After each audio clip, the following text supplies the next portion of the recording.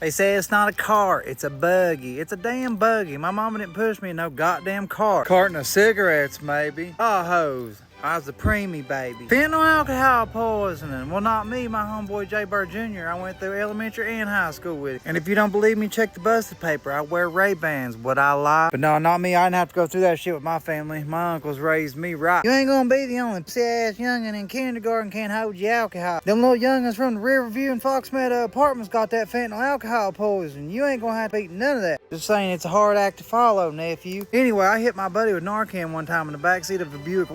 Gonna see old boy about a beer. But anyway, the cop was behind us. When I hit him with it, I didn't know it, but he didn't need it, and he shit on himself. That's kind of a thing that I got into when I realized that happened with him. All my friends that wouldn't quit shooting dope around me, especially when we was working underground and shit like that, I was like, you can't be doing that here, man. Kind of like when I caught you smoking meth down there by the drive. You know, we can't be doing that shit. Well, I'd catch them, they'd nod out, and I'd see just a little tin of blue on their lips or on their fingertips, and I'd just hit them.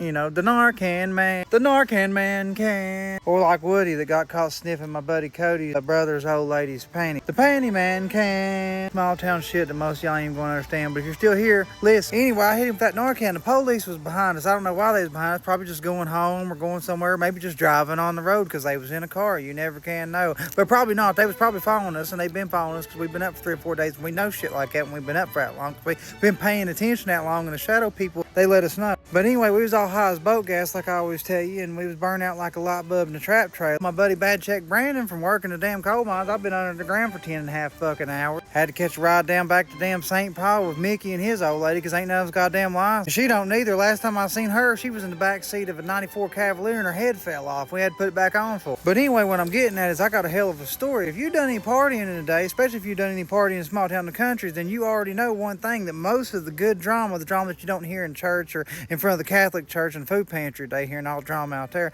the good drama you don't hear is right in the seat of a shitty $2,000 tax time mobile when it goes down the back road, when you got the best of the bud. Then Travis and Chastity start beating the dog shit out of each other in the front seat and swerving, sliding to a skid and halt, and everybody's mowed up like a 100-acre hayfield. I ain't talking about like you done a little party and been in a little bit of trouble, like, oh, I got fucked up and hit my old lady back. Not one of them people that's like, oh, I got a DUI and I almost lost my job at the prison. I'm talking about people that is really true blue party. Anyway, well, they was fighting and raising hell. Ain't none of them had no dope. They was dope sick. I lied about what we had. When me and my homies would roll with people that wasn't really our homies, I would always lie, and I would just scavenge little bits of dope here and there, and I would lie about what we had, and I would just keep it. So when we finally separated like 4 days earlier than everybody else, we could always go way longer than everybody else because I'd steal all the dope, you know. Especially if you was smoking out one of them blood pressure cuff hoses, you can run down to a McDonald's cup and have some else slide it over in the floorboard while you drop.